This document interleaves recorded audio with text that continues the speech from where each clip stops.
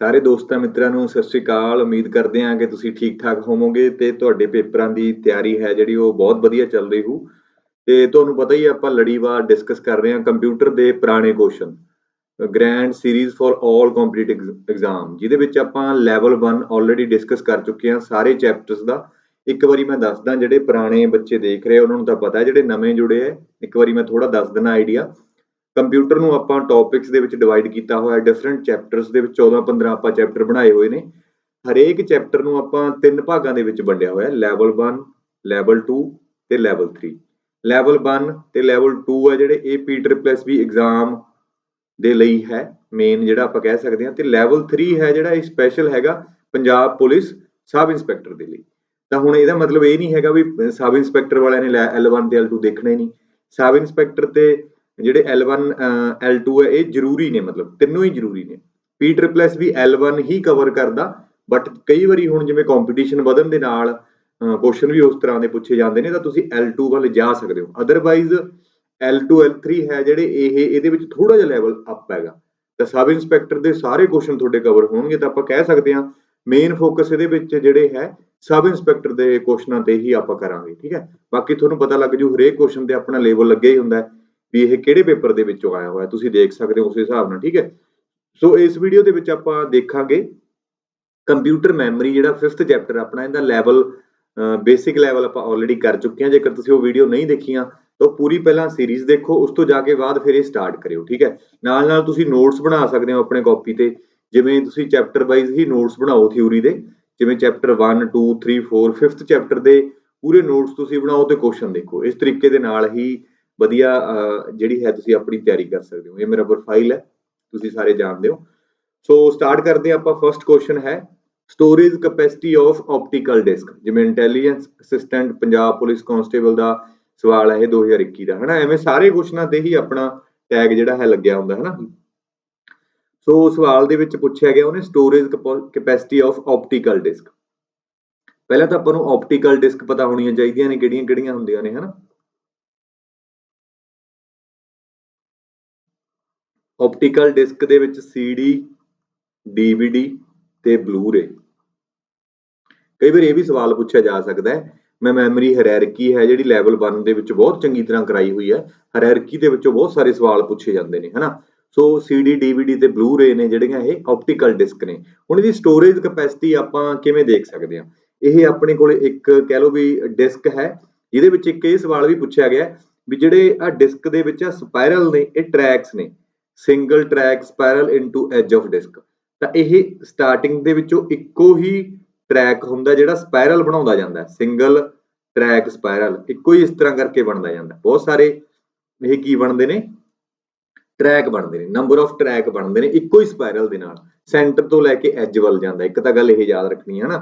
ਤਾਂ ਜਿਹੜੇ ਇਹ ਟਰੈਕਸ ਨੇ ਇਹ ਫਰਦਰ ਸੈਕਟਰਸ ਦੇ ਵਿੱਚ ਡਿਵਾਈਡਰ ਨੇ। ਜਿਵੇਂ ਆਹ ਕਹਿ ਲਓ ਵੀ ਪਹਿਲਾ ਟਰੈਕ 1 ਹੈ, ਇਹ ਟਰੈਕ 2 ਹੈ, ਇਹ ਟਰੈਕ 3 ਹੈ, ਹਨਾ।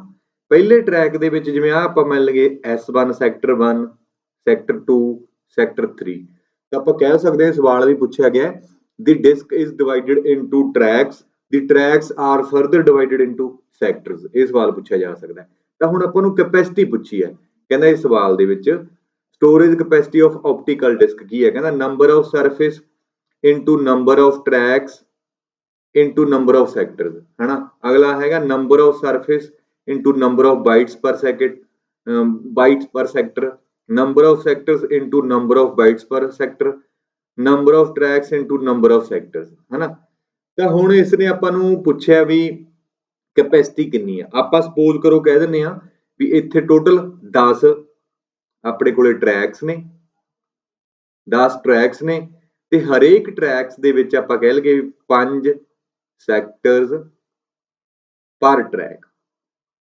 ਇੱਕ ਟਰੈਕ ਦੇ ਵਿੱਚ ਟੋਟਲ ਅੱਗੇ 5 ਸੈਕਟਰ ਨੇ। ਜਿਵੇਂ ਆਪਾਂ ਕਹਿ ਦਈਏ ਵੀ ਇਹ ਆਪਣੇ ਕੋਲ ਇੱਕ ਟਰੈਕ ਹੈ, ਇਹ ਟਰੈਕ ਦੇ ਵਿੱਚ 5 ਸੈਕਟਰ ਹੈ, 1 2 3 4 5। ਇੱਕ ਸੈਕਟਰ ਦੇ ਵਿੱਚ ਇੱਕ ਟਰੈਕ ਦੇ ਵਿੱਚ 5 ਸੈਕਟਰ ਨੇ, ਤੇ 10 ਟਰੈਕ ਦੇ ਵਿੱਚ ਕਿੰਨੇ ਹੋ ਜਾਣਗੇ? 10 ਗੁਣਾ 5 ਹੀ ਕਰਾਂਗੇ ਨਾ। ਤਾਂ 10 ਕੀ ਹੈ? ਇਹਨੂੰ ਆਪਾਂ ਲਿਖ ਸਕਦੇ ਹਾਂ ਨੰਬਰ ਆਫ ਟਰੈਕਸ, ਤੇ ਆਹ ਕੀ ਨੇ? Number of sectors. ਤਾਂ 50 ਸੈਕਟਰਸ ਨੇ, ਹਨਾ। ਤਾਂ ਇਹਦੀ ਥਾਂ ਤੇ ਇਹ ਵੀ ਹੋ ਸਕਦਾ ਹੈ। ਤਾਂ ਫਾਰਮੂਲਾ ਆਪਾਂ ਇਹ ਬਣਾ ਸਕਦੇ ਹਾਂ ਵੀ ਨੰਬਰ ਆਫ ਟਰੈਕਸ, ਕਿੰਨੇ ਟਰੈਕਸ ਨੇ ਆਪਣੇ 10 ਨੇ, ਇਨਟੂ ਨੰਬਰ ਆਫ ਸੈਕਟਰਸ, ਇੰਨੇ ਸੈਕਟਰਸ ਨੇ, ਤੇ ਇੱਕ ਸੈਕਟਰ ਦੇ ਵਿੱਚ ਕਿੰਨਾ ਡਾਟਾ ਹੈ ਹਨਾ। ਇੱਕ ਸੈਕਟਰ ਦੇ ਵਿੱਚ ਆਹ ਸੈਕਟਰ ਦੇ ਚਲੋ ਜ਼ਿਆਦਾ ਵੱਡਾ ਹੋ ਗਿਆ, ਆਹੀ ਲੈ ਲੈਣੇ, ਇੱਕ ਸੈਕਟਰ ਦੇ ਵਿੱਚ ਡਾਟਾ ਕਿੰਨਾ ਹੈ ਇਨਟੂ ਜਿਵੇਂ ਉਹਨੇ ਪਿੱਛੇ ਦਿੱਤਾ ਹੋਇਆ number of bytes per sector, number of bytes per sector. ਹੁਣ ਇਹ ਦੇਖਦੇ ਹਾਂ ਨੰਬਰ ਆਫ ਟਰੈਕਸ ਕਿਤੇ ਹੈਗਾ, ਨੰਬਰ ਆਫ ਟਰੈਕਸ ਆ ਹੈਗਾ, number of tracks into number of surface ਨਹੀਂ ਹੈਗਾ, number of sector, data bites ਨਹੀਂ ਹੈਗੀਆਂ ਹਨਾ। ਤਾਂ number of bytes per sector, number of bytes per sector ਇਹਨਾਂ ਦੋਨਾਂ ਚ ਹੋਊਗਾ, ਕਿਉਂਕਿ ਦੂਸਰਿਆਂ ਦੇ ਵਿੱਚ ਤਾਂ ਬਾਈਟਸ ਹੈ ਨਹੀਂ ਕਿਸੇ ਦੇ ਵਿੱਚ number of bytes per sector. ਤਾਂ ਨੰਬਰ ਆਫ ਸਰਫੇਸ ਵੀ ਨਹੀਂ ਹੁੰਦਾ, ਸਰਫੇਸ ਵਾਲਾ ਮੈਂ ਅੱਗੇ ਦੱਸੂਗਾ। ਤਾਂ ਸੀ ਆਨਸਰ ਬਣਦਾ ਇਹਦਾ ਨੰਬਰ ਆਫ ਸੈਕਟਰ।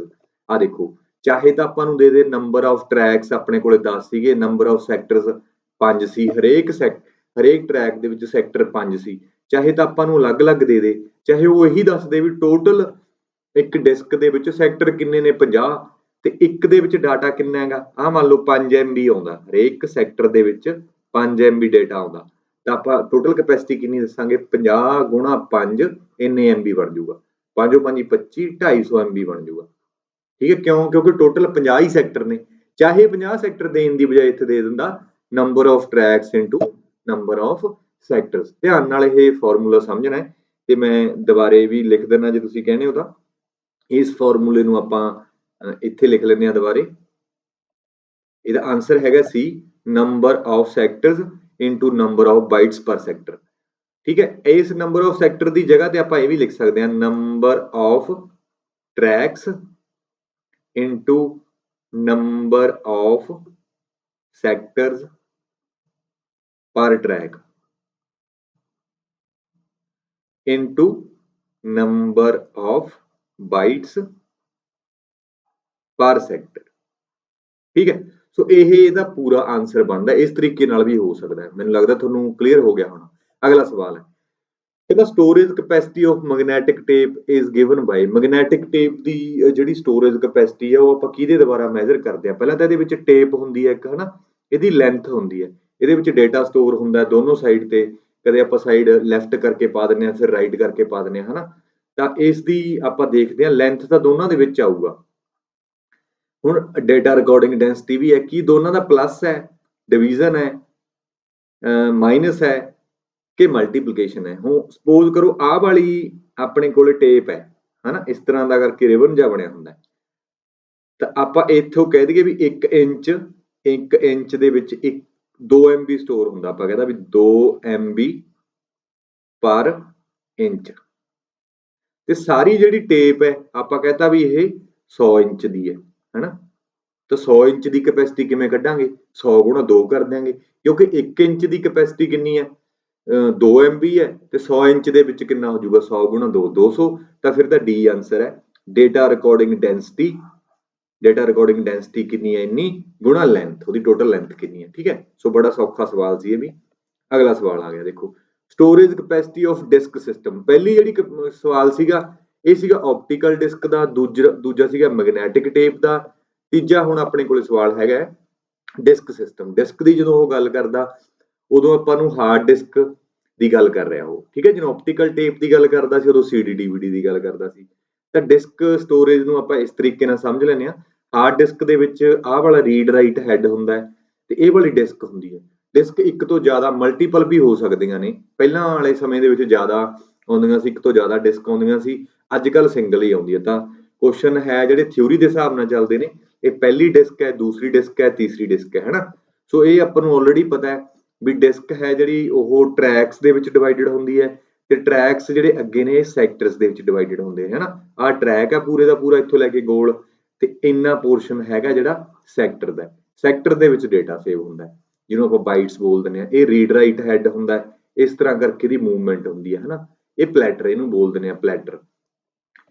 ਤੇ ਪਲੈਟਰ ਦੇ ਸਰਫੇਸ ਹੁੰਦੇ ਨੇ, ਜਿਵੇਂ ਆਹ ਡਿਸਕ ਹੈ, ਆਹ ਡਿਸਕ ਦਾ ਉੱਪਰਲਾ ਇਹਨੂੰ ਬੋਲਾਂਗੇ ਸਰਫੇਸ 1, ਇਹਦਾ ਨੀਚੇ ਵਾਲਾ ਸਿਰਾ ਹੋਊਗਾ ਸਰਫੇਸ 2, ਉੱਪਰਲਾ ਪੋਰਸ਼ਨ ਆਹ 2 ਹੈ, ਸਰਫੇਸ 3, ਨੀਚੇ ਵਾਲਾ ਪੋਰਸ਼ਨ ਸਰਫੇਸ 4, ਸਰਫੇਸ 5, ਤੇ ਨੀਚੇ ਵਾਲਾ ਸਰਫੇਸ 6। ਤਾਂ ਹੁਣ ਕੈਪੈਸਿਟੀ ਆਪਾਂ ਨੂੰ ਪੁੱਛ ਰਿਹਾ ਜਿਹੜੀ ਆਹ ਵਾਲੀ ਡਾਇਗਰਾਮ ਹੈ ਜਿਹਦੇ ਵਿੱਚ ਇੱਕੋ ਹੀ ਸਰਫੇਸ ਹੋਵੇ ਤਾਂ ਪਿੱਛੇ ਆਪਾਂ ਦੇਖ ਕੇ ਆਏ ਆ ਵੀ ਇਹਦੀ ਕੈਪੈਸਿਟੀ ਕਿਵੇਂ ਕੱਢਣੀ ਹੈ। ਤਾਂ ਨੰਬਰ ਆਫ ਟਰੈਕਸ ਕਿੰਨੇ ਨੇ ਤਾਂ ਆਪਾਂ ਲਿਖਾਂਗੇ ਨੰਬਰ ਆਫ ਟਰੈਕਸ, ਟਰੈਕ ਕਿੰਨੇ ਨੇ ਗੁਣਾ ਕਰ ਦਾਂਗੇ number of sectors per track. Suppose ਕਰੋ ਆਹ ਵਾਲੀ ਡਿਸਕ ਦੇ ਵਿੱਚ 10 ਟਰੈਕ ਨੇ, ਜਿਵੇਂ ਆਪਾਂ ਪਿੱਛੇ ਕੀਤਾ ਸੀ 10 ਟਰੈਕ ਨੇ ਤੇ ਹਰੇਕ ਟਰੈਕ ਦੇ ਵਿੱਚ 5 ਸੈਕਟਰ ਨੇ, 5 ਸੈਕਟਰਸ ਪਰ ਟਰੈਕ। ਤਾਂ ਟੋਟਲ ਕਿੰਨੇ ਆਪਣੇ ਕੋਲੇ ਸੈਕਟਰ ਬਣ ਗਏ, ਨੰਬਰ ਆਫ ਟਰੈਕ ਕਿੰਨੇ ਨੇ 10 ਨੇ ਗੁਣਾ number of sectors per track 5 ਨੇ ਤੇ ਹਰੇਕ ਸੈਕਟਰ ਦੇ ਵਿੱਚ ਇੱਥੇ ਆਪਾਂ ਕਹਿ ਲਈਏ 8 MB ਡਾਟਾ ਸਟੋਰ ਹੁੰਦਾ ਹੈ।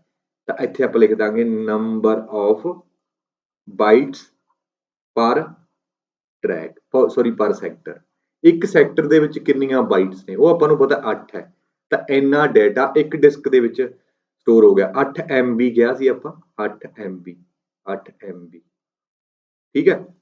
ਤਾਂ ਇਹ ਹੋ ਗਿਆ ਆਪਣੇ ਕੋਲੇ 10 5 50 ਗੁਣਾ 8 MB, ਇਹ ਹੋ ਗਿਆ 8 5 40, 400 MB ਡਾਟਾ ਸੀਗਾ ਜਿਹੜਾ ਉਹ ਇੱਕ ਸਰਫੇਸ ਤੇ ਸਟੋਰ ਹੋ ਗਿਆ। ਆਹ ਵਾਲੇ ਸਰਫੇਸ ਤੇ ਇੱਕ ਤੇ ਸਟੋਰ ਹੋ ਗਿਆ 400 MB। ਕਿਉਂ, ਦੁਬਾਰੇ ਧਿਆਨ ਨਾਲ ਦੇਖੋ, ਨੰਬਰ ਆਫ ਟਰੈਕਸ ਕਿੰਨੇ ਨੇ 10 ਨੇ, ਹਰੇਕ ਟਰੈਕ ਦੇ ਵਿੱਚ ਸੈਕਟਰ ਕਿੰਨੇ ਨੇ 5 ਨੇ ਤੇ ਹਰੇਕ ਸੈਕਟਰ ਦੇ ਵਿੱਚ ਕਿੰਨਾ ਡਾਟਾ ਸਟੋਰ ਹੁੰਦਾ ਹੈ 8 MB। ਤਾਂ ਫਾਰਮੂਲਾ ਜਰਨਲਾਈਜ਼ ਬਣ ਗਿਆ number of tracks into number of sectors per track into number of bytes per sector. ਤਾਂ ਇਹ ਬਣ ਗਿਆ 10 ਟਰੈਕ 5 ਸੈਕਟਰਸ 8 MB ਹਰੇਕ ਸੈਕਟਰ ਤੇ। ਤਾਂ 8 5 40, 40 10 400, 400 MB ਬਣ ਗਿਆ ਇੱਕ ਸਰਫੇਸ ਤੇ। ਹੁਣ ਇੱਕ ਤੋਂ ਜ਼ਿਆਦਾ ਸਰਫੇਸ ਹੋ ਸਕਦੇ ਨੇ, ਆ ਦੇਖੋ ਜਿਵੇਂ ਆਪਾਂ ਦੇਖਿਆ ਪਹਿਲੇ ਸਰਫੇਸ ਤੇ 400 MB, ਦੂਜੇ ਤੇ 400। ਜੇ ਆਪਣੇ ਕੋਲੇ 15 ਸਰਫੇਸ ਹੋ ਜਾਣ, 15 ਸਰਫੇਸ ਲੱਗੇ ਹੋਣ, 15 ਤਾਂ ਨਹੀਂ 16 ਹੋਣਗੇ, ਈਵਨ ਹੋਣਗੇ, 16 ਸਰਫੇਸ ਲੱਗੇ ਹੋਣ ਤਾਂ ਇੱਕ ਤੇ ਸੀਗਾ 400 MB, 16 ਗੁਣਾ 400 MB। ਤਾਂ ਇਹ ਟੋਟਲ ਜਿਹੜੀ ਹੈ ਕੈਪੈਸਿਟੀ ਡਿਸਕ ਦੀ ਹੋ ਜੂਗੀ। ਤਾਂ ਫਿਰ ਇੱਥੇ ਆ ਜਿਹੜਾ 16 ਸੀ ਇਹ ਕੀ ਸੀਗੇ ਨੰਬਰ ਆਫ ਸਰਫੇਸ।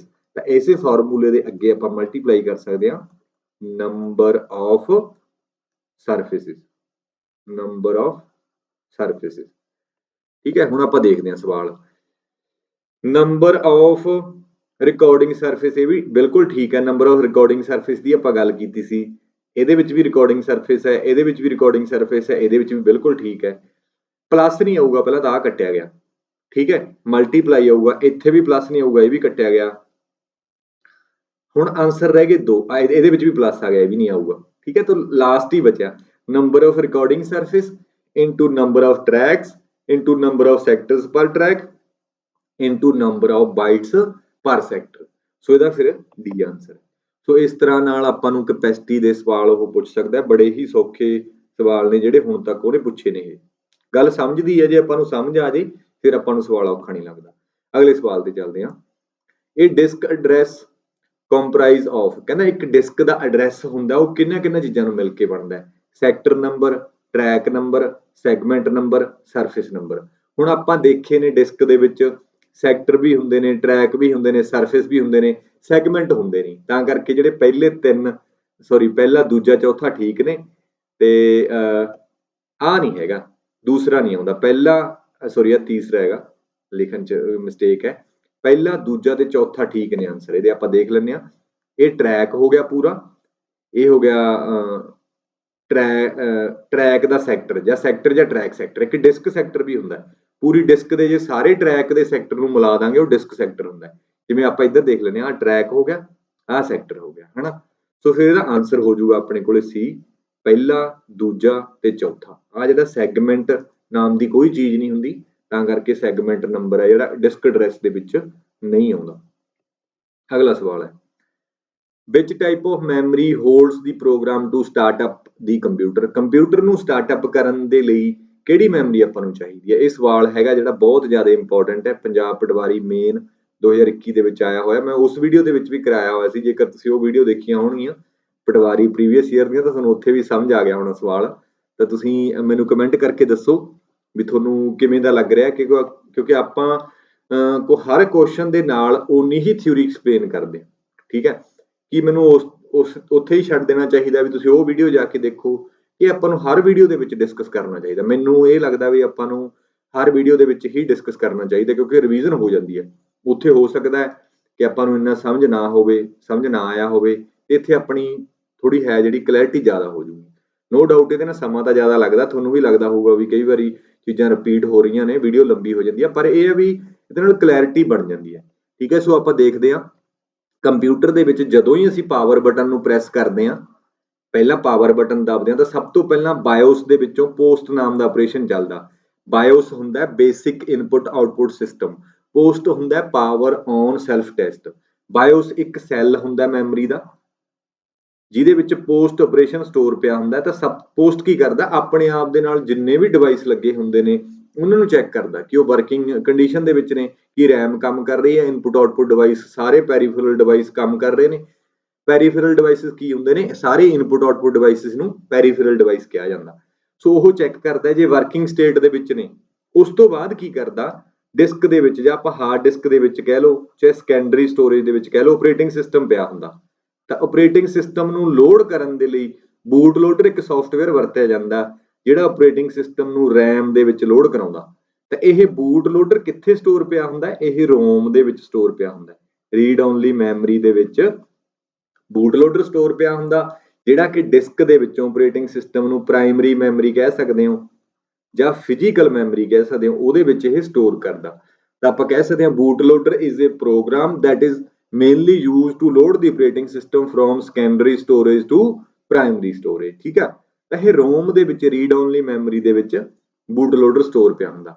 ਜਾਂ ਆਪਾਂ ਇਹ ਕਹਿ ਸਕਦੇ ਹਾਂ ਵੀ ਸਟਾਰਟਅਪ ਇੰਸਟਰਕਸ਼ਨ ਕਿੱਥੇ ਸਟੋਰ ਹੁੰਦੀਆਂ ਨੇ, ਤਾਂ ਉਹ ਰੋਮ ਦੇ ਵਿੱਚ ਸਟੋਰ ਹੁੰਦੀਆਂ ਨੇ। ਆ ਦੇਖੋ, ਜਿਵੇਂ ਡਿਸਕ ਦੇ ਵਿੱਚ ਆਪਰੇਟਿੰਗ ਸਿਸਟਮ ਪਿਆ, ਰੋਮ ਦੇ ਵਿੱਚ ਬੂਟ ਲੋਡਰ ਪਿਆ। ਇਹ ਮੇਨ ਮੈਮਰੀ ਦੋ ਟਾਈਪ ਹੁੰਦੇ ਨੇ, ਰੋਮ ਤੇ ਰੈਮ। ਰੋਮ ਹੈ ਜਿਹੜੀ ਉਹ ਨਾਨ ਵੋਲਾਟਾਈਲ ਹੁੰਦੀ ਹੈ, ਯਾਨੀ ਕਿ ਜਦੋਂ ਪਾਵਰ ਆਪਾਂ ਬੰਦ ਕਰ ਦਿੰਦੇ ਆ ਇਹਦੇ ਕੰਟੈਂਟ ਲਾਸ ਨਹੀਂ ਹੁੰਦੇ। ਰੈਮ ਇੱਕ ਵੋਲਾਟਾਈਲ ਮੈਮਰੀ ਹੈ, ਜਦੋਂ ਹੀ ਪਾਵਰ ਆਫ ਕਰ ਦਾਂਗੇ ਇਹਦੇ ਕੰਟੈਂਟ ਲਾਸ ਹੋ ਜਾਂਦੇ ਨੇ। ਤਾਂ ਕਰਕੇ ਆਪਰੇਟਿੰਗ ਸਿਸਟਮ ਆਪਾਂ ਨੂੰ ਜਦੋਂ ਹੀ ਕੰਪਿਊਟਰ ਚਲਾਉਣੇ ਆ, ਸੈਕੰਡਰੀ ਸਟੋਰੇਜ ਦੇ ਵਿੱਚੋਂ ਆਪਰੇਟਿੰਗ ਸਿਸਟਮ ਨੂੰ ਹਰ ਵਾਰੀ ਰੈਮ ਦੇ ਵਿੱਚ ਲੋਡ ਕਰਨਾ ਪੈਂਦਾ। ਸੋ ਆਪਰੇਟਿੰਗ ਸਿਸਟਮ ਇੱਥੇ ਲੋਡ ਹੋ ਜਾਂਦਾ ਹੈ। ਸੋ ਇਹ ਕਿੱਥੇ ਸਟੋਰ ਹੁੰਦਾ, ਫਿਰ ਰੋਮ ਦੇ ਵਿੱਚ ਬੂਟ ਲੋਡਰ ਸਟੋਰ ਹੁੰਦਾ। ਤਾਂ ਇਹਦਾ ਫਿਰ ਆਨਸਰ ਹੋ ਜਾਊਗਾ ਬੀ, ਰੋਮ। ਅਗਲਾ ਸਵਾਲ, latency time is also known as. ਇਹ ਦੇਖੋ ਸਬ ਇੰਸਪੈਕਟਰ ਦੇ ਵਿੱਚ ਬਹੁਤ ਵਾਰੀ ਸਵਾਲ ਪੁੱਛਿਆ ਗਿਆ। ਇਹ 2021 ਦੇ ਵਿੱਚ ਵੀ ਸਵਾਲ ਪੁੱਛਿਆ ਗਿਆ, ਇਹ 2022 ਦੇ ਵੇਲੇ ਪੇਪਰ ਦੇ ਵਿੱਚ ਵੀ ਸਵਾਲ ਇਹ ਪੁੱਛਿਆ ਗਿਆ। ਬੜਾ ਹੀ ਇੰਪੋਰਟੈਂਟ ਸਵਾਲ ਹੈ, ਉਸੇ ਤੋਂ ਹੀ ਆਪਾਂ ਸਮਝਦੇ ਹਾਂ। Latency time is also known as, ਆਪਾਂ ਨੂੰ ਪਤਾ ਵੀ ਆਹ ਆਪਣਾ ਰੀਡ ਰਾਈਟ ਹੈਡ ਹੈ। ਜਿਵੇਂ ਇੱਥੇ ਆਪਾਂ ਕਹਿ ਲਈਏ ਵੀ ਆਹ ਇੱਕ ਰੀਡ ਰਾਈਟ ਹੈਡ ਹੈ ਆਪਣਾ, ਜਿਹੜਾ ਇਹਦੀ ਮੂਵਮੈਂਟ ਇੱਥੋਂ ਲੈ ਕੇ ਇੱਥੋਂ ਤੱਕ ਆਏ ਜਾਂਦਾ ਹੈ।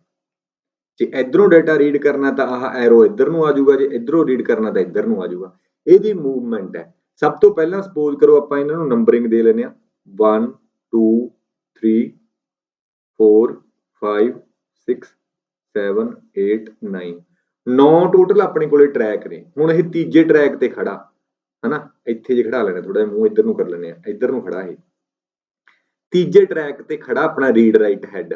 ਤੇ ਡਾਟਾ ਆਪਾਂ ਰੀਡ ਕਰਨਾ 9ਵੇਂ ਟਰੈਕ ਤੋਂ, ਇੱਥੋਂ ਲੈ ਕੇ ਇਹਨੂੰ ਪਹਿਲਾਂ ਇੱਥੇ ਮੂਵ ਕਰਨਾ ਪਊਗਾ। 9ਵੇਂ ਟਰੈਕ ਦੇ ਵਿੱਚ ਵੀ ਆਹ ਵਾਲੇ ਸੈਕਟਰ ਤੇ ਡਾਟਾ ਪਿਆ, ਇਹਨੂੰ ਆਪਾਂ S1 ਕਹਿ ਲੈਂਦੇ ਆ, ਇਹ S2 ਹੈ, S3 ਹੈ, ਇਹ ਵਾਲਾ ਹੈਗਾ S4, S5, S6, S7 ਤੇ S8।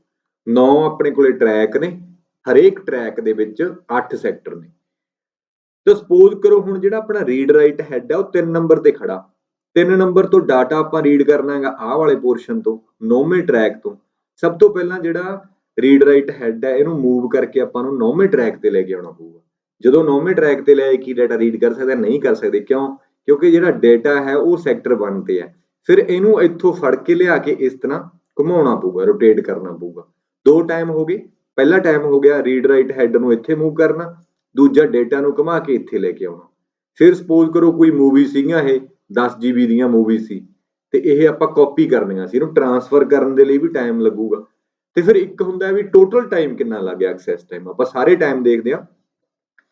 ਪਹਿਲਾ ਹੁੰਦਾ ਹੈਗਾ ਵੀ ਜਿਹੜਾ ਰੀਡ ਰਾਈਟ ਹੈਡ ਨੂੰ 3 ਨੰਬਰ ਤੋਂ ਲੈ ਕੇ 9 ਨੰਬਰ ਤੱਕ ਮੂਵ ਕਰਨ ਦੇ ਲਈ 3 ਨੰਬਰ ਤੋਂ ਲੈ ਕੇ 9 ਨੰਬਰ ਤੱਕ ਮੂਵ ਕਰਨ ਦੇ ਲਈ ਰੀਡ ਰਾਈਟ ਹੈਡ ਨੂੰ ਜਿੰਨਾ ਟਾਈਮ ਲੱਗਿਆ ਇਹ ਵਾਲੇ ਟਾਈਮ ਨੂੰ ਆਪਾਂ ਬੋਲ ਦਿੰਦੇ ਆ ਸੀਕ ਟਾਈਮ ਸੀਕ ਮੈਨੇ ਲੱਭਣਾ seek time is the total time of movement of read write head over proper track ਕਿਸੇ ਪ੍ਰੋਪਰ ਟਰੈਕ ਤੇ ਜਾਣ ਦੇ ਲਈ ਜਿੰਨਾ ਸਮਾਂ ਲੱਗਿਆ ਉਹਨੂੰ ਆਪਾਂ ਬੋਲਦੇ ਨੇ ਸੀਕ ਟਾਈਮ। ਦੂਜਾ ਆਪਣੇ ਕੋਲੇ ਹੋ ਜਾਊਗਾ ਲੇਟੈਂਸੀ ਟਾਈਮ ਕੀ ਹੁੰਦਾ ਹੈ ਜਿੰਨਾ ਵੀ ਸਮਾਂ ਇੱਕ ਟਰੈਕ ਨੂੰ ਜਿੰਨਾ ਵੀ ਸਮਾਂ ਇੱਕ ਸੈਕਟਰ ਨੂੰ ਘੁਮਾ ਕੇ ਰੀਡ ਰਾਈਟ ਹੈਡ ਦੇ ਥੱਲੇ ਲਿਆਉਣ ਤੇ ਲੱਗਿਆ ਉਹਨੂੰ ਆਪਾਂ ਬੋਲ ਦਿੰਦੇ ਆ ਲੇਟੈਂਸੀ ਟਾਈਮ ਜਾਂ ਰੋਟੇਸ਼ਨਲ ਲੇਟੈਂਸੀ ਵੀ ਕਿਹਾ ਜਾਂਦਾ ਠੀਕ ਹੈ। ਤੀਸਰਾ ਸਮਾਂ ਲੱਗੂਗਾ ਜਿਹੜਾ transfer time data transfer time ਜਿਹਨੂੰ ਆਪਾਂ ਬੋਲਦੇ ਆ ਡਾਟਾ ਟਰਾਂਸਫਰ ਟਾਈਮ ਇੱਕ ਡਾਟਾ ਨੂੰ ਕਾਪੀ ਕਰਨ ਦੇ ਲਈ ਜਾਂ ਐਕਸੈਸ ਕਰਨ ਦੇ ਲਈ ਜਿੰਨਾ ਟਾਈਮ ਲੱਗਿਆ ਡਾਟਾ ਐਕਸੈਸ ਟਾਈਮ ਜਾਂ ਡਾਟਾ ਟਰਾਂਸਫਰ ਟਾਈਮ। ਫਿਰ ਆ ਜਾਊਗਾ ਚੌਥਾ ਐਕਸੈਸ ਟਾਈਮ ਇਹ ਸਾਰੇ ਟਾਈਮਾਂ ਨੂੰ ਜਿਨ੍ਹਾਂ ਨੂੰ ਅਸੀਂ ਪਲੱਸ ਕਰ ਦਾਂਗੇ ਜਿਹੜਾ ਟੋਟਲ ਟਾਈਮ ਲੱਗੂਗਾ ਉਹਨੂੰ ਆਪਾਂ ਕੀ ਬੋਲ ਦਾਂਗੇ ਐਕਸੈਸ ਟਾਈਮ। ਜਦੋਂ ਪਹਿਲਾਂ ਅਸੀਂ ਰੀਡ ਰਾਈਟ ਹੈਡ ਨੂੰ ਮੂਵ ਕੀਤਾ ਫਿਰ ਸੈਕਟਰ ਨੂੰ ਘੁਮਾਇਆ ਫਿਰ ਟਰਾਂਸਫਰ ਕਰਨ ਤੇ ਟਾਈਮ ਲੱਗਿਆ ਉਹਨੂੰ ਆਪਾਂ ਬੋਲ ਦਿੰਦੇ ਆ ਐਕਸੈਸ ਟਾਈਮ। ਕਲੀਅਰ ਹੋਈ ਗੱਲ। ਸੋ ਆਪਾਂ ਕੱਲਾ ਦੇਖਦੇ ਆ ਸੀਕ ਟਾਈਮ ਕੀ ਹੁੰਦਾ ਹੈ time to position the read write head over proper track. Rotational latency ਜਾਂ ਲੇਟੈਂਸੀ ਟਾਈਮ ਕੀ ਹੁੰਦਾ time to spin the required data under read write head ਉਹੀ ਡਾਟਾ ਨੂੰ ਘੁਮਾ ਕੇ ਰੀਡ ਰਾਈਟ ਹੈਡ ਦੇ ਥੱਲੇ ਲੈ ਕੇ ਆਉਣਾ ਰੋਟੇਸ਼ਨਲ ਲੇਟੈਂਸੀ ਹੁੰਦਾ। ਅਗਲਾ ਐਕਸੈਸ ਟਾਈਮ ਕੀ ਹੁੰਦਾ total time required to access the data. ਤਾਂ ਡਾਟਾ ਐਕਸੈਸ ਟਾਈਮ ਨੂੰ ਮੈਜ਼ਰ ਕਿਵੇਂ ਕਰਦੇ ਆ seek time plus rotational latency plus data transfer time. ਇਹ ਯਾਦ ਰੱਖਣਾ ਜਿਵੇਂ ਆਪਾਂ ਪਿੱਛੇ ਜੇ ਪੜਿਆ ਸੀਗਾ ਕੁਐਸਚਨ ਵੀ ਡਿਸਕ ਦੀ ਕੈਪੈਸਿਟੀ ਰੀਡਰ ਮੈਗਨੈਟਿਕ ਟੇਪ ਦੀ ਕੈਪੈਸਿਟੀ ਦੇ ਵਿੱਚ ਪਲੱਸ ਮਾਈਨਸ ਡਿਵੀਜ਼ਨ ਤੇ ਮਲਟੀਪਲੀਕੇਸ਼ਨ ਸੀ।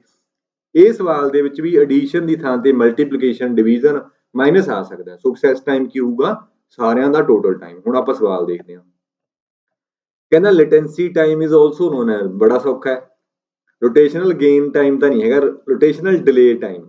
ਡਿਲੇ ਦਾ ਮਤਲਬ ਵੀ ਹੁੰਦਾ ਵੀ ਕਿੰਨਾ ਸਮਾਂ ਲੱਗ ਗਿਆ ਤਾਂ ਰੋਟੇਸ਼ਨਲ ਡਿਲੇ ਟਾਈਮ ਸੀ ਆਨਸਰ ਇਹਦਾ। ਇਹ ਦੇਖੋ 20 ਅਗਸਤ S3 ਦੇ ਵਿੱਚ ਆਇਆ ਹੋਇਆ ਸਿਮਿਲਰ ਸਵਾਲ ਆਪਾਂ ਨੂੰ 24 ਅਗਸਤ ਦੇ ਵਿੱਚ ਆਇਆ ਹੋਇਆ S2 ਦੇ ਵਿੱਚ the time required to spin the specified sector to come under the head। ਇੱਕ ਕਹਿੰਦਾ ਇੱਕ ਸੈਕਟਰ ਨੂੰ ਸਪਿਨ ਕਰਕੇ ਰੀਡ ਰਾਈਟ ਹੈਡ ਦੇ ਥੱਲੇ ਲੈ ਕੇ ਆਉਣ ਲਈ ਕਿੰਨਾ ਸਮਾਂ ਲੱਗਦਾ ਇਹ ਵੀ ਬੜਾ ਸੌਖਾ ਸਵਾਲ ਸੀ ਲੇਟੈਂਸੀ ਟਾਈਮ B ਜਿਹੜਾ ਆਪਾਂ ਕੀਤਾ ਸੀ ਨਾ ਲੇਟੈਂਸੀ ਟਾਈਮ ਲੱਗਦਾ। ਅਗਲਾ ਇਹ ਸੀਗਾ S2 ਦਾ ਇਹ S3 ਦਾ ਦੇਖੋ 24 ਦੇ ਸੇਮ ਦੇ ਵਿੱਚ ਇੱਕੋ ਜਿਹਾ ਸਵਾਲ ਆਇਆ ਹੋਇਆ time required to position the read write head over a specified track. ਬਹੁਤ ਸਾਰੇ ਟਰੈਕ ਦੇ ਵਿੱਚੋਂ ਜੇ ਇੱਥੇ ਖੜਾ ਰੀਡ ਰਾਈਟ ਹੈਡ ਇਹਨੂੰ ਘੁਮਾ ਕੇ ਇੱਥੇ ਲੈ ਕੇ ਆਉਣ ਲਈ ਕਿੰਨਾ ਸਮਾਂ ਲੱਗਦਾ ਆਪਾਂ ਨੂੰ ਪਤਾ ਹੀ ਹੈ ਸੀਕ ਟਾਈਮ। ਸੋ ਇਹਦਾ ਸੀ ਆਨਸਰ ਹੈ। ਬਹੁਤ ਸੌਖੇ ਸਵਾਲ ਸੀਗੇ ਜਿਹੜੇ ਇਹਦੇ ਵਿੱਚੋਂ ਬਣਦੇ ਸੀ। ਇੱਕ ਹੋਰ ਸਵਾਲ ਆ ਗਿਆ 19 ਅਗਸਤ ਵਾਲੇ ਦੇ ਵਿੱਚ in magnetic disk the time taken by read write head to move the specified track. ਇਹ ਵੀ ਇਹਦੇ ਨਾਲ ਦੇ ਦੇਖੋ ਪਿਛਲੇ ਵਰਗਾ ਹੀ ਹੈ ਇਹ in disk the time taken by read write head to move the specified track. ਇਹ ਵੀ ਆਪਾਂ ਨੂੰ ਪਤਾ ਪੜ ਲਿਆ ਸੀਕ ਟਾਈਮ ਹੈ ਹਨਾ। ਸੋ ਇਸ ਤਰ੍ਹਾਂ ਦੇ ਸਵਾਲ ਆਪਾਂ ਨੂੰ ਪੁੱਛੇ ਜਾ ਸਕਦੇ ਨੇ। ਆਪਾਂ ਨੂੰ ਪੂਰੀ ਥਿਊਰੀ ਪੜ੍ਹਨ ਦੀ ਲੋੜ ਹੈ ਸਿਰਫ ਕੱਲੇ ਕੁਐਸਚਨ ਕਰਨੇ ਉਹਦੇ ਆਨਸਰ ਲਗਾ ਲੈਣੇ ਸਫੀਸ਼ੀਐਂਟ ਨਹੀਂ ਹੁੰਦਾ। ਤਾਂ ਜ਼ਰੂਰੀ ਇਹ ਹੁੰਦਾ ਕਿ ਉਸ ਦੇ ਪਿੱਛੇ ਦੀ ਬੈਕਗ੍ਰਾਉਂਡ ਦੀ ਆਪਾਂ ਥਿਊਰੀ ਸਾਰੀ ਪੜ੍ਹੀਏ ਉਹਦੇ ਨਾਲ ਹੀ ਆਪਣੇ ਸਵਾਲ ਸੋਲਵ ਹੁੰਦੇ ਨੇ। ਜਿਵੇਂ ਅਗਲਾ ਸਵਾਲ ਹੈ what is diameter of blue ਰੇ ਡਿਸਕ। ਇਹ ਆਪਾਂ ਆਲਰੇਡੀ ਡਿਸਕਸ ਕਰ ਚੁੱਕੇ ਹਾਂ ਵੀ ਇਹ ਆਪਟੀਕਲ ਡਿਸਕ ਨੇ। ਆਪਟੀਕਲ ਡਿਸਕ ਤਿੰਨ ਤਰ੍ਹਾਂ ਦੀਆਂ ਹੁੰਦੀਆਂ ਨੇ CD DVD ਬਲੂ-ਰੇ। CD ਹੁੰਦਾ ਕੰਪੈਕਟ ਡਿਸਕ DVD ਹੁੰਦਾ ਡਿਜੀਟਲ ਵੀਡੀਓ ਜਾਂ ਡਿਜੀਟਲ ਵਰਸਾਟਾਈਲ ਡਿਸਕ। ਇਹਦੀ ਕੈਪੈਸਿਟੀ ਮੈਕਸਿਮਮ 700 MB ਇਹਦੀ 4.7 GB ਤੇ ਇਹ ਹੁੰਦਾ ਮੈਕਸਿਮਮ 50 GB ਤੱਕ ਹੋ ਸਕਦਾ। ਕਲੀਅਰ ਹੋਈ ਗੱਲ। ਇੱਕ ਤਾਂ ਕੈਪੈਸਿਟੀ ਆਪਾਂ ਨੂੰ ਪੁੱਛ ਸਕਦਾ ਇੱਕ ਆਪਾਂ ਨੂੰ ਜਿਹੜਾ ਡਿਸਕ ਦਾ ਸਾਈਜ਼ ਹੁੰਦਾ ਡਾਇਆਮੀਟਰ ਉਹ ਸਾਰਿਆਂ ਦਾ ਹੀ ਸੇਮ ਹੁੰਦਾ CD DVD ਬਲੂ-ਰੇ ਸਾਰਿਆਂ ਦਾ ਸਾਈਜ਼ ਇੱਕੋ ਜਿਹਾ ਹੀ ਹੁੰਦਾ ਦੇਖਣ ਦੇ ਵਿੱਚੋਂ ਬਾਹਰੋਂ ਹਨਾ। ਬਟ ਉਹਦਾ ਫਰਕ ਕੀ ਹੁੰਦਾ ਕੈਪੈਸਿਟੀ ਦਾ ਫਰਕ ਹੁੰਦਾ ਬਾਹਰੋਂ ਦੇਖਣ ਨੂੰ ਉਨੀਆਂ ਕੀ ਹੁੰਦੀਆਂ ਨੇ ਗੋਲ ਇਹੀ ਸਾਈਜ਼ ਹੁੰਦਾ ਸਾਰਿਆਂ ਦਾ। ਤਾਂ ਹੋਰ ਇਹਦੇ ਵਿੱਚੋਂ ਕੀ ਪੁੱਛ ਸਕਦਾ ਹੋਰ ਅੱਗੇ ਜੇ ਪੁੱਛੂਗਾ ਆਪਾਂ ਉੱਥੇ ਮੈਂ ਦੱਸੂਗਾ। ਤਾਂ ਇਹ 120 mm ਹੁੰਦਾ ਦੇਖੋ 120 mm ਇਹਦਾ ਪੂਰਾ ਸਾਈਜ਼ ਹੁੰਦਾ। ਸੈਂਟਰ ਵਾਲਾ ਹੋਲ ਹੈ ਜਿਹੜਾ ਇਹ 15 mm ਦਾ ਹੋ ਸਕਦਾ। ਤਾਂ ਸਿੰਗਲ ਲੇਅਰ ਜੇ ਇੱਕ ਸਾਈਡ ਬਲੂ-ਰੇ ਆ ਤਾਂ 25 GB, ਡਿਊਲ ਸਾਈਡ ਹੈਗਾ ਤਾਂ 120 mm। ਤੇ ਇਹ ਯਾਦ ਰੱਖਣਾ ਸਵਾਲ, ਠੀਕ ਹੈ। ਸੋ ਇਹਦਾ ਤੀਸਰਾ ਆਨਸਰ। ਅਗਲਾ ਸਵਾਲ, ਨਿਬਲ ਇਕੁਅਲਸ ਟੂ, ਨਿਬਲ ਕਿਹਦੇ ਬਰਾਬਰ ਹੁੰਦਾ ਹੈ? ਤਾਂ ਇੱਥੇ ਆਪਾਂ ਥੋੜਾ ਜਿਹਾ ਪੜ੍ਹ ਲੈਂਦੇ ਆ। ਜਿਵੇਂ ਬਿਟ ਨੂੰ ਆਪਾਂ v ਨਾਲ ਰਿਪਰੈਜ਼ੈਂਟ ਕਰਦੇ ਆ, ਤੇ ਇਟ ਕੈਨ ਬੀ 0 ਔਰ 1। ਇਹ ਆਪਾਂ ਕਹਿ ਲਈਏ, ਇਹਨੂੰ ਆਪਾਂ ਡਿਸਕ੍ਰਿਪਸ਼ਨ ਕਹਿ ਦਿੰਦੇ ਆ, ਇਹਨੂੰ ਆਪਾਂ ਸਿੰਬਲ ਯੂਜ਼ਡ ਕਹਿ ਦਿੰਦੇ ਆ, ਤੇ ਇਹ ਆਪਾਂ ਕਹਿ ਦਿੰਦੇ ਆ ਡੇਟਾ ਯੂਨਿਟ ਜਾਂ ਮੈਮਰੀ ਯੂਨਿਟ ਕਹਿ ਲਓ, ਮੈਮਰੀ ਯੂਨਿਟ ਜਾਂ ਡਾਟਾ ਯੂਨਿਟ ਕੋਈ ਵੀ ਕਹਿ ਲਓ। ਇਹ ਹੈ ਡਿਸਕ੍ਰਿਪਸ਼ਨ। ਬਿਟ ਨੂੰ ਰਿਪਰੈਜ਼ੈਂਟ ਕਰਦੇ ਆ ਆਪਾਂ ਸਮਾਲ b ਦੇ ਨਾਲ, ਇਹਦੀ ਵੈਲਿਊ 0 ਹੋ ਸਕਦੀ ਹੈ, 1 ਹੋ ਸਕਦੀ ਹੈ। ਫਿਰ ਆਪਣੇ ਕੋਲੇ ਹੁੰਦਾ ਨਿਬਲ। ਨਿਬਲ ਵਾਸਤੇ ਕੋਈ ਸਿੰਬਲ ਨਹੀਂ ਵਰਤਿਆ ਜਾਂਦਾ, ਇਹ ਹੁੰਦਾ combination of 4 bits, combination of 4 bits, ਠੀਕ ਹੈ। ਇਹ ਜਾਂ ਤਾਂ ਚਾਰੇ 0 ਹੋ ਸਕਦੇ ਨੇ, ਜਾਂ ਚਾਰੇ 1 ਹੋ ਸਕਦੇ ਨੇ, ਜਾਂ ਕੋਈ ਵੀ ਕੰਬੀਨੇਸ਼ਨ, ਬਸ ਗਿਣਤੀ ਦੇ ਵਿੱਚ 4 ਹੋਣੇ ਚਾਹੀਦੇ ਨੇ। ਉਹਨੂੰ ਆਪਾਂ ਕੀ ਕਹਿ ਦਾਂਗੇ? ਨਿਬਲ ਕਹਿ ਦਾਂਗੇ। Combination of 4 bits is known as nibble, ਠੀਕ ਹੈ। ਅੱਗੇ ਆ ਗਿਆ ਆਪਣੇ ਕੋਲੇ ਬਾਈਟ। ਬਾਈਟ ਨੂੰ ਰਿਪਰੈਜ਼ੈਂਟ ਕਰਦੇ ਆਪਾਂ ਵੱਡੇ v ਦੇ ਨਾਲ, ਇਹ ਹੁੰਦਾ ਕੰਬੀਨੇਸ਼ਨ ਆਫ 8 ਬਿਟਸ। ਇਹ ਗਿਣਤੀ ਦੇ ਵਿੱਚ 8 ਹੋਣੇ ਚਾਹੀਦੇ ਨੇ, ਚਾਹੇ ਜਿਹੜੇ ਮਰਜ਼ੀ ਹੋਣ। ਫਿਰ ਆ ਗਿਆ ਆਪਣੇ ਕੋਲੇ ਕਿਲੋਬਾਈਟ। ਕਿਲੋਬਾਈਟ ਨੂੰ ਆਪਾਂ kb ਨਾਲ ਲਿਖਾਂਗੇ। 1 ਕਿਲੋਬਾਈਟ ਬਰਾਬਰ ਹੁੰਦਾ 1024 ਬਾਈਟਸ ਦੇ, ਠੀਕ ਹੈ। ਸਿਮਿਲਰਲੀ ਇਸ ਤੋਂ ਬਾਅਦ ਆਪਣੇ ਕੋਲੇ ਆ ਗਿਆ ਮੈਗਾਬਾਈਟ। ਮੈਗਾਬਾਈਟ MB, ਤੇ 1 MB ਆਪਾਂ ਨੂੰ ਪਤਾ ਹੈ 1024 KB ਦੇ ਬਰਾਬਰ ਹੁੰਦਾ। ਫਿਰ ਆਪਣੇ ਕੋਲੇ ਆ ਗਿਆ ਗੀਗਾਬਾਈਟ, ਤੇ ਇਹਨੂੰ ਰਿਪਰੈਜ਼ੈਂਟ ਕਰਦੇ ਆ GB ਦੇ ਨਾਲ। 1 GB ਕਿਹਦੇ ਬਰਾਬਰ ਹੁੰਦਾ? 1024 MB ਦੇ ਬਰਾਬਰ ਹੁੰਦਾ। ਕਲੀਅਰ। ਅੱਗੇ ਆਪਣੇ ਕੋਲੇ ਆ ਜਾਂਦਾ ਹੁੰਦਾ ਟੈਰਾਬਾਈਟ। ਟੈਰਾਬਾਈਟ ਇਹਨੂੰ TB ਦੇ ਨਾਲ ਰਿਪਰੈਜ਼ੈਂਟ ਕਰਦੇ ਆ, ਤੇ 1 TB ਕਿਹਦੇ ਬਰਾਬਰ ਹੁੰਦਾ? 1024 GB ਦੇ। ਇਹ ਇੱਕ ਦੂਜੇ ਦੇ ਪਿੱਛੇ ਚੱਲੀ ਜਾਂਦੇ ਹੁੰਦੇ ਨੇ। ਇਹਦੀ ਤੁਸੀਂ ਪਿਕ ਲੈ ਸਕਦੇ ਹੋ, ਅਦਰਵਾਈਜ਼ ਤੁਸੀਂ ਲਿਖਣਾ ਚਾਹੋ ਤਾਂ ਲਿਖ ਸਕਦੇ ਹੋ। ਤਾਂ ਇੱਕ ਤਾਂ ਇਹ ਗੱਲ ਹੋ ਗਈ। ਹੁਣ ਟੈਰਾਬਾਈਟ ਤੋਂ ਬਾਅਦ ਵੀ ਤੁਹਾਨੂੰ ਦੱਸ ਦੇਣਾ, ਸਾਈਜ਼ ਦਾ ਵੀ ਪੁੱਛ ਲਿਆ ਜਾਂਦਾ ਸਵਾਲ। ਜਿਵੇਂ ਸਭ ਤੋਂ ਛੋਟਾ ਬਿਟ, ਫਿਰ ਨਿਬਲ, ਫਿਰ ਉਸ ਤੋਂ ਵੱਡਾ ਆ ਜਾਂਦਾ ਆਪਣੇ ਕੋਲੇ ਬਾਈਟ, ਫਿਰ ਕਿਲੋਬਾਈਟ, ਫਿਰ ਮੈਗਾਬਾਈਟ, ਫਿਰ ਗੀਗਾਬਾਈਟ, ਫਿਰ ਟੈਰਾਬਾਈਟ। ਹਾਂ, ਇਹ ਹੋ ਗਏ ਟੈਰਾਬਾਈਟ। ਫਿਰ ਇਸ ਤੋਂ ਬਾਅਦ ਚੱਲਦੇ ਨੇ ਪੈਟਾਬਾਈਟ, ਐਗਜ਼ਾਬਾਈਟ, ਜੈਟਾਬਾਈਟ ਐਂਡ ਯੋਟਾਬਾਈਟ, ਠੀਕ ਹੈ। ਇਹਨੂੰ ਆਪਾਂ ਯਾਦ ਰੱਖਣਾ ਪੈਜੀ ਦੇ ਨਾਲ। ਪੈਟਾ, ਐਗਜ਼ਾ, ਜੈਟਾ ਤੇ ਯੋਟਾ 1024 ਦੇ ਪਿਛਲੇ ਦੇ ਬਰਾਬਰ ਹੋਈ ਜਾਂਦਾ ਹੈ। ਇਹਦੇ ਵਿੱਚੋਂ ਸਵਾਲ ਇਹ ਵੀ ਪੁੱਛਿਆ ਜਾ ਸਕਦਾ ਹੈ, ਪਹਿਲੇ 3 ਜਾਂ 4 ਦੇ ਕੇ ਵੀ ਇਹਨੂੰ ਵੱਧਦੇ ਕਰਮ ਔਫਸਾਈ ਦੇ ਹਿਸਾਬ ਨਾਲ ਲਿਖੋ, ਘਟਦੇ ਕਰਮ ਔਫਸਾਈ ਦੇ ਹਿਸਾਬ ਨਾਲ ਲਿਖੋ। 4 ਆਪਸ਼ਨਾਂ ਦੇ ਕੇ ਪੁੱਛ ਸਕਦਾ, ਇਹਨਾਂ ਚੋਂ ਛੋਟਾ ਕਿਹੜਾ, ਇਹਨਾਂ ਚੋਂ ਵੱਡਾ ਕਿਹੜਾ ਹੈ। ਜੇ ਪੁੱਛ ਲੈ ਸਮੋਲੈਸਟ ਯੂਨਿਟ ਆਫ ਮੈਮਰੀ ਤਾਂ ਆਨਸਰ ਹੋਊਗਾ ਬਿਟ। ਤਾਂ ਹੁਣ ਨਿਬਲ ਪੁੱਛਿਆ, ਨਿਬਲ ਹੁੰਦਾ 4 ਬਿਟਸ ਦੇ ਬਰਾਬਰ ਹੁੰਦਾ। ਕਲੀਅਰ। ਇੱਕ ਨਿਬਲ ਹੁੰਦਾ ਕੰਬੀਨੇਸ਼ਨ ਆਫ 4 ਬਿਟਸ, ਇੱਕ ਬਾਈਟ ਕਿਹਦੇ ਬਰਾਬਰ ਹੁੰਦਾ? ਕੰਬੀਨੇਸ਼ਨ ਆਫ 8 ਬਿਟਸ ਦੇ। ਅਗਲਾ ਸਵਾਲ ਹੈ ਯੂਨਿਟਸ ਕਨਵਰਜਨ ਇੱਕ ਦੂਜੇ ਦੇ ਨਾਲ ਪੁੱਛਿਆ ਜਾ ਸਕਦਾ। ਇਹ ਮੈਂ ਤੁਹਾਨੂੰ ਸਾਰੀਆਂ ਹੀ ਕਰਾ ਦੇਣਾ, ਜਿਵੇਂ ਆਪਾਂ ਪਿੱਛੇ ਕੀਤਾ ਸੀਗਾ ਉਹਨੂੰ ਆਪਾਂ ਦੇਖ ਲੈਂਦੇ ਹਾਂ ਇੱਕ ਵਾਰੀ। ਜਿਵੇਂ ਆਪਾਂ ਦੇਖਿਆ ਸੀਗਾ, ਪਹਿਲਾਂ ਆਪਾਂ ਇਹ ਚੀਜ਼ ਦੇਖ ਲੈਂਦੇ ਹਾਂ ਕਿ ਇੱਕ ਬਾਈਟ ਹੈਗਾ ਜਿਹੜਾ ਉਹ 8 ਬਿਟਸ ਦੇ ਬਰਾਬਰ ਹੈ। ਪਹਿਲਾਂ ਆਪਾਂ ਇੱਧਰ ਲਿਖ ਲਈਏ 2 ਦੀ ਪਾਵਰ 2 ਕਿਹਦੇ ਬਰਾਬਰ ਹੁੰਦਾ? 4।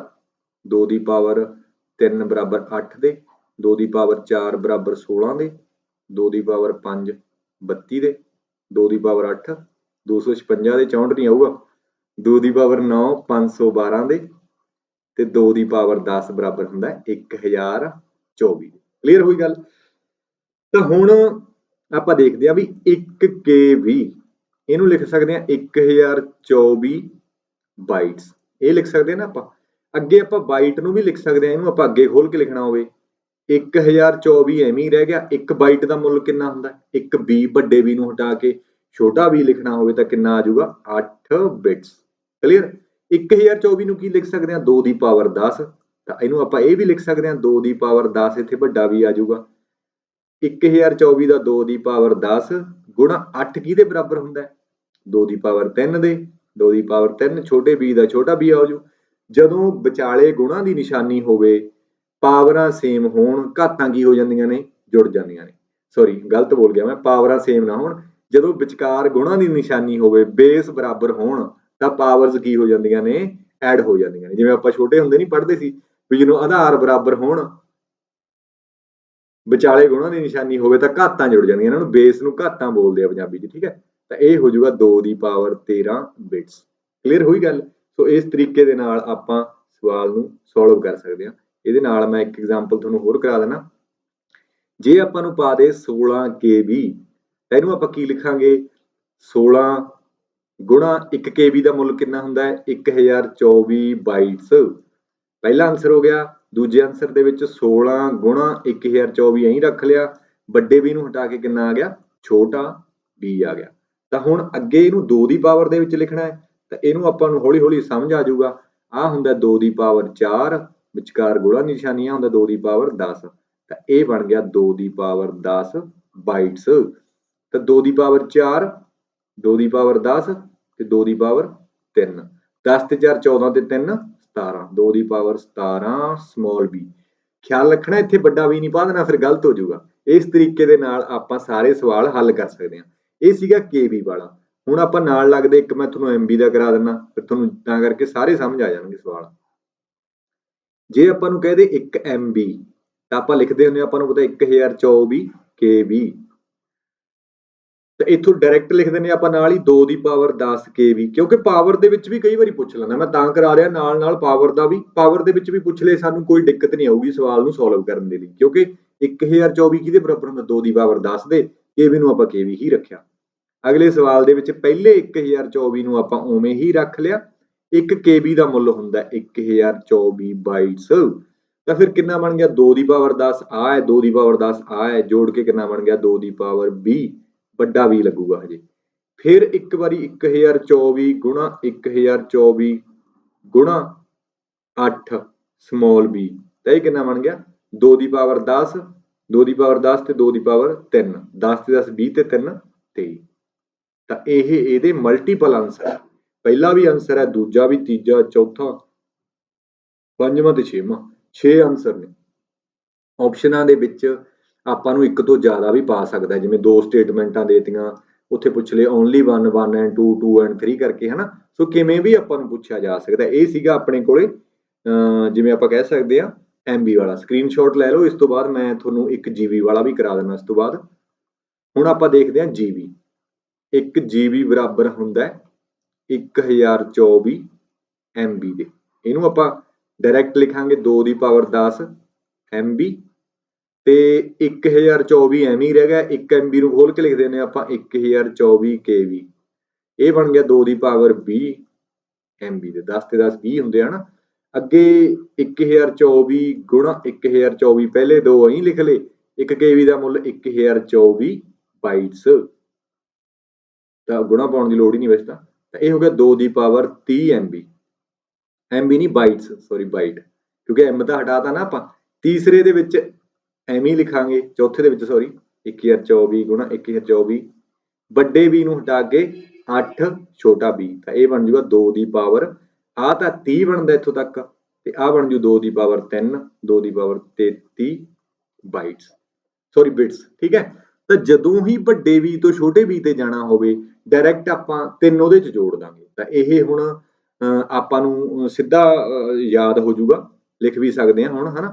ਜੇ ਹੁਣ ਆਪਾਂ ਦੇਖੋ ਡਾਇਰੈਕਟ ਲਿਖਦੇ ਆ, ਮੈਂ ਹੁਣ TV ਵਾਲਾ ਇਸ ਤਰ੍ਹਾਂ ਕਰਕੇ ਇੰਨੀਆਂ ਕੈਲਕੂਲੇਸ਼ਨਾਂ ਨਹੀਂ ਕਰਦੇ, ਹੁਣ ਆਪਾਂ ਸਿੱਖ ਗਏ।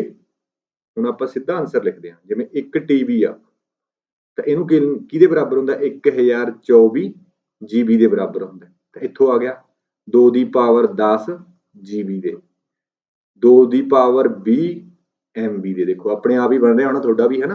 ਕਿਉਂ? ਕਿਉਂਕਿ 1024 1 GB ਕਿਹਦੇ ਬਰਾਬਰ ਹੁੰਦਾ, 1024 MB ਦੇ। 10 ਪਹਿਲੇ ਸੀ, 10 ਹੋਰ ਐਡ ਹੋ ਗਿਆ। 2 ਦੀ ਪਾਵਰ 30 KB ਦੇ, 2 ਦੀ ਪਾਵਰ 40 ਬਾਈਟਸ ਦੇ, 2 ਦੀ ਪਾਵਰ 43 ਬਿਟਸ ਦੇ। ਸੋ ਇਸ ਤਰ੍ਹਾਂ ਕਰਕੇ ਹੀ ਆਪਾਂ ਬੜੇ ਸ਼ਾਰਟਕਟ ਤਰੀਕੇ ਨਾਲ ਇਹ ਰਿਜ਼ਲਟ ਬਣਾ ਸਕਦੇ ਹਾਂ।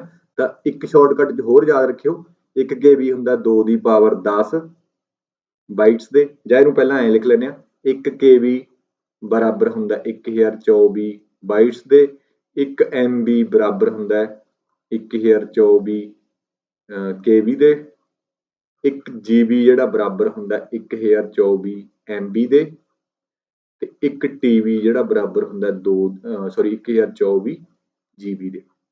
ਤਾਂ ਹੁਣ ਇੱਥੇ ਨਾਲ ਲੱਗਦੇ ਰਿਜ਼ਲਟ ਇਹਦੇ ਇਹ ਹੁੰਦਾ 2 ਦੀ ਪਾਵਰ 10 ਬਾਈਟ, ਸਿੱਧਾ ਲਿਖਣਾ 2 ਦੀ ਪਾਵਰ 20 ਬਾਈਟਸ, 2 ਦੀ ਪਾਵਰ 30 ਬਾਈਟਸ ਤੇ 2 ਦੀ ਪਾਵਰ 40 ਬਾਈਟਸ ਦੇ। ਠੀਕ ਹੈ, ਕਿਉਂਕਿ ਇਹਨੂੰ ਅੱਗੇ ਖੋਲ ਕੇ ਦੇਖੋ ਤੁਸੀਂ ਸਾਰਿਆਂ ਨੂੰ, ਇਹ ਇੰਨੇ ਹੀ ਬਾਈਟਸ ਦੇ ਵਿੱਚ ਲਿਖੇ ਨੇ ਆਪਾਂ ਸਾਰੇ ਰਿਜ਼ਲਟ, ਹਨਾ। ਜਿਹਨੂੰ ਅੱਗੇ ਦੇ ਇੱਥੇ ਇਹਦਾ ਮੁੱਲ ਭਰੋਗੇ KB ਦਾ, ਇੱਥੇ MB ਦਾ, ਫਿਰ KB ਦਾ, ਸੋ ਇਹੀ ਰਿਜ਼ਲਟ ਜਨਰੇਟ ਹੋਣਗੇ। ਸ਼ਾਰਟਕਟ ਆਪਾਂ ਯਾਦ ਰੱਖਣੇ ਨੇ। ਜਦੋਂ ਤੁਸੀਂ ਇਹਨਾਂ ਸਵਾਲਾਂ ਦੀ ਪ੍ਰੈਕਟਿਸ ਕਰੋਗੇ ਫਿਰ ਤੁਹਾਨੂੰ ਇਹ ਸਾਰੇ ਹੀ ਸੌਖੇ ਲੱਗਣਗੇ। ਠੀਕ ਹੈ, ਸੋ ਆਪਾਂ ਦੇਖਦੇ ਹਾਂ ਸਵਾਲ ਆਪਾਂ ਨੂੰ ਪੁੱਛਿਆ ਸੀ 3072 MB ਕਿਹਦੇ ਬਰਾਬਰ ਹੈ।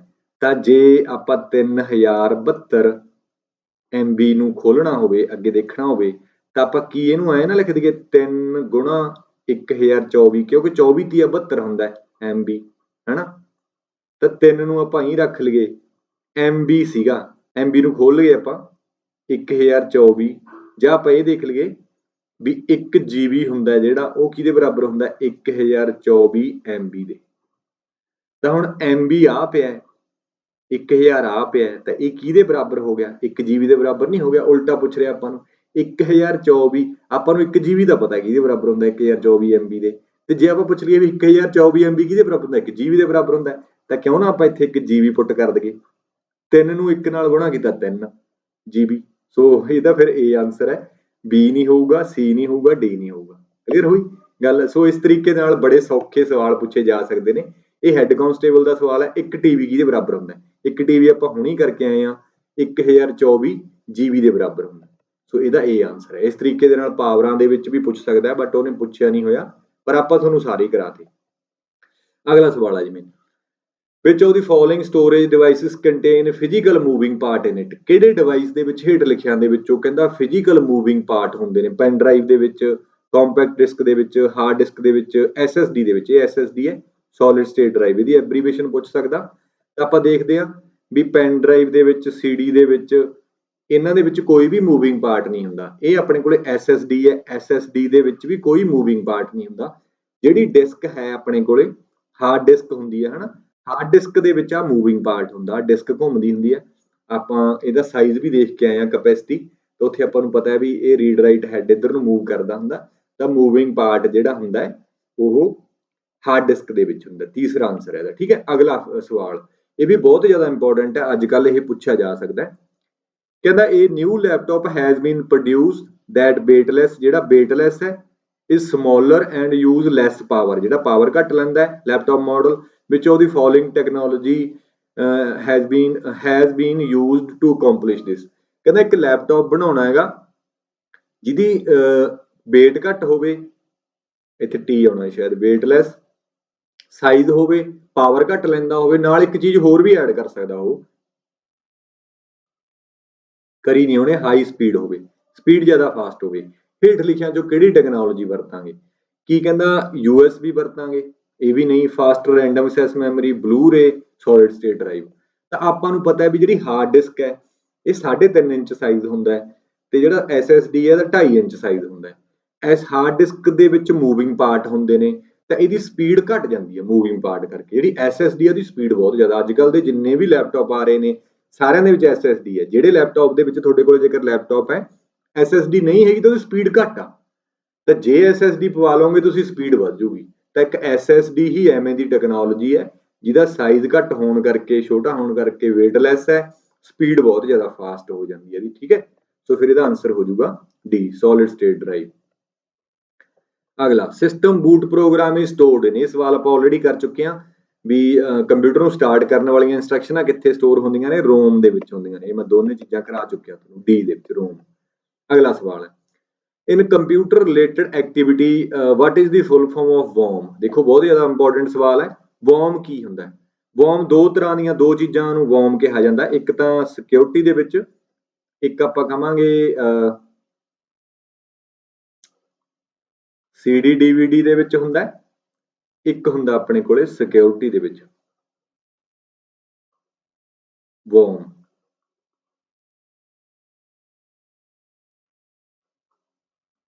ਠੀਕ ਹੈ।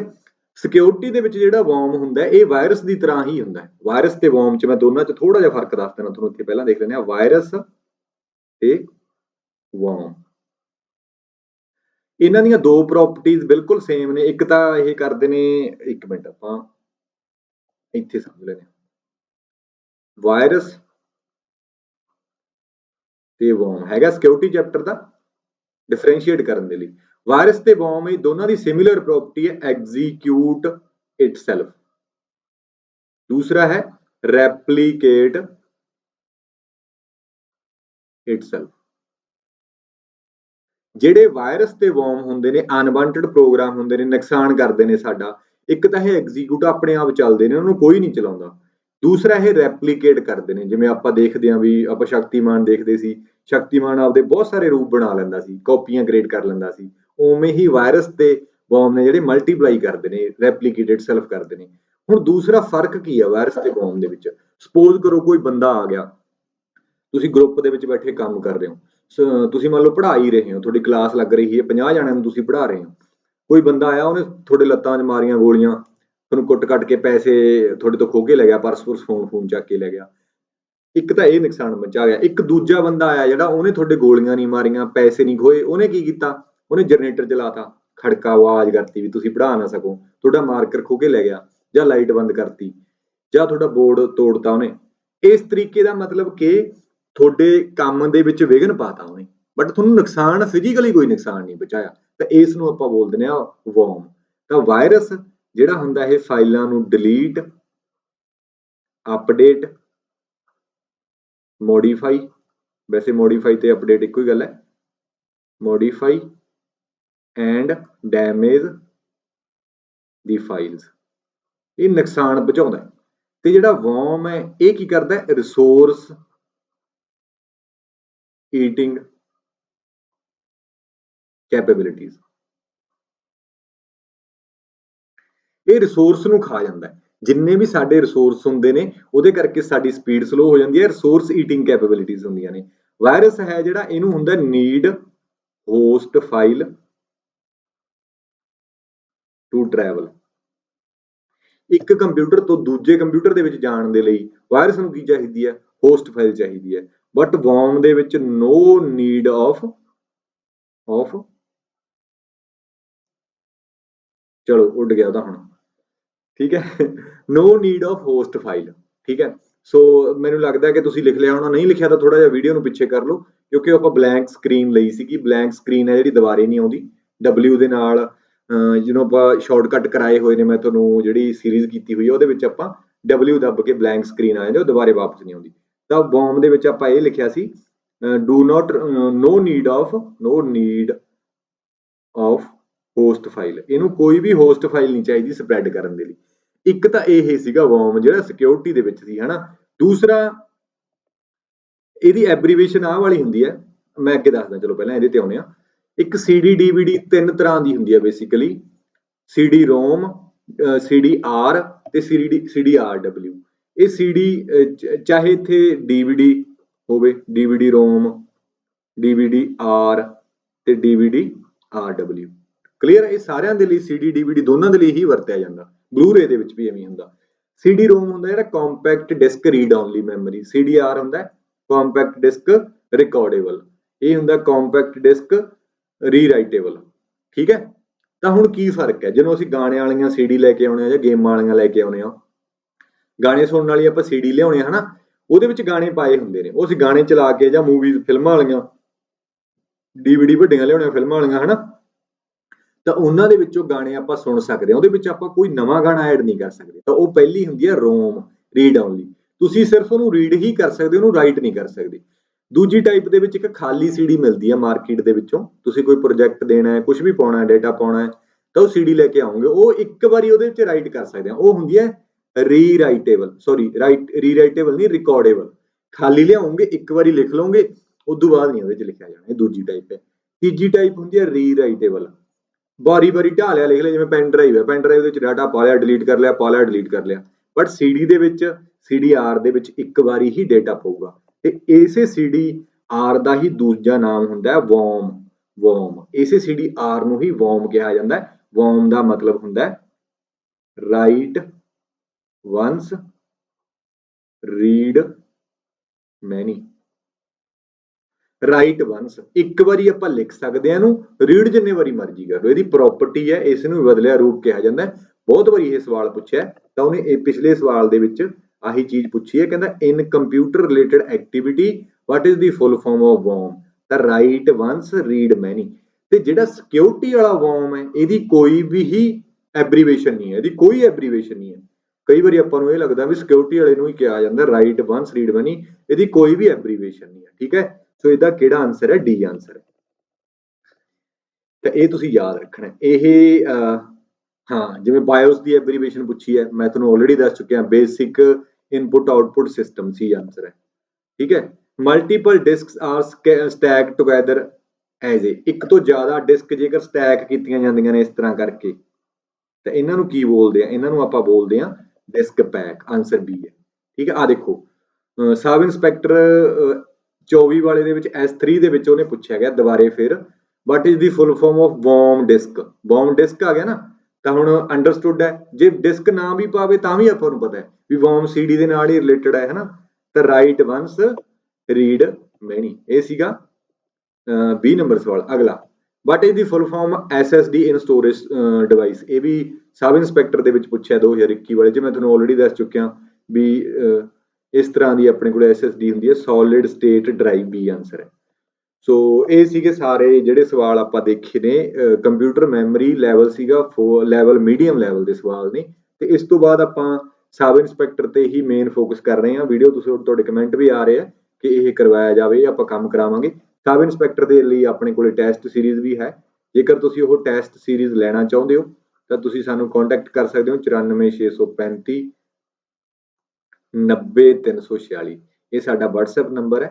ਇਸ ਨੰਬਰ ਤੇ ਜਾ ਕੇ ਤੁਸੀਂ ਸਾਨੂੰ ਮੈਸੇਜ ਭੇਜ ਸਕਦੇ ਹੋ, ਅਸੀਂ ਤੁਹਾਨੂੰ ਜਾਣਕਾਰੀ ਵੀ ਪ੍ਰੋਵਾਈਡ ਕਰ ਦਾਂਗੇ ਵੀ ਟੈਸਟ ਸੀਰੀਜ਼ ਦੇ ਵਿੱਚ ਹੈ ਕਿ ਨਹੀਂ। ਤਾਂ ਮੈਂ ਆਲਰੇਡੀ ਵੀਡੀਓ ਦੇ ਵਿੱਚ ਦੱਸਿਆ ਹੋਇਆ, ਸਾਰੇ ਪੁਰਾਣੇ ਪੇਪਰਾਂ ਨੂੰ ਅਸੀਂ ਚੈਪਟਰ ਵਾਈਜ਼, ਈਅਰ ਵਾਈਜ਼ ਤੇ subject wise, chapter wise, year wise ਤੇ ਸਬਜੈਕਟ ਵਾਈਜ਼ ਅਰੇਂਜ ਕੀਤਾ ਹੋਇਆ, ਜਿਹਦੇ ਨਾਲ ਸਾਨੂੰ ਇਹ ਪਤਾ ਲੱਗਦਾ ਵੀ ਜੋ ਅਸੀਂ ਪੜ੍ਹ ਰਹੇ ਹਾਂ ਕੀ ਪੇਪਰਾਂ ਦੇ ਵਿੱਚ ਉਹੀ ਪੁੱਛਿਆ ਜਾ ਰਿਹਾ। 70 ਤੋਂ 80% ਕੰਟੈਂਟ ਹੈ ਜਿਹੜਾ ਪੁਰਾਣੇ ਕੁਐਸਚਨਾਂ ਦੇ ਬੇਸਡ ਹੀ ਪੁੱਛਿਆ ਜਾਂਦਾ। ਤਾਂ ਕੁਝ ਵੀ ਕਰਨ ਦੀ ਲੋੜ ਨਹੀਂ, ਆਸੇ ਪਾਸੇ ਭੱਜਣ ਦੀ ਲੋੜ ਨਹੀਂ, ਪਿਓਰ ਆਰਗੈਨਿਕ ਪੁਰਾਣੇ ਪੇਪਰਾਂ ਦੇ ਕੁਐਸਚਨਾਂ ਤੇ ਹੀ ਧਿਆਨ ਦੇਣਾ ਚਾਹੀਦਾ। ਤੇ ਹੁਣ ਤੁਸੀਂ ਕਹੋਗੇ ਵੀ ਸਾਡੇ ਕੋਲ ਤਾਂ PDF ਹੈਗੀਆਂ ਨੇ। PDF ਦਾ ਤੇ ਐਪ ਦਾ ਬਹੁਤ ਜ਼ਿਆਦਾ ਫਰਕ ਹੈ। ਐਪ ਦੇ ਵਿੱਚ ਹਰੇਕ ਸਵਾਲ ਹੈ ਜਿਹੜਾ ਉਹ ਤੁਹਾਨੂੰ 4 ਨੰਬਰ ਦਾ ਮਿਲੂਗਾ, plus negative marking, with negative marking ਮਿਲੂਗਾ।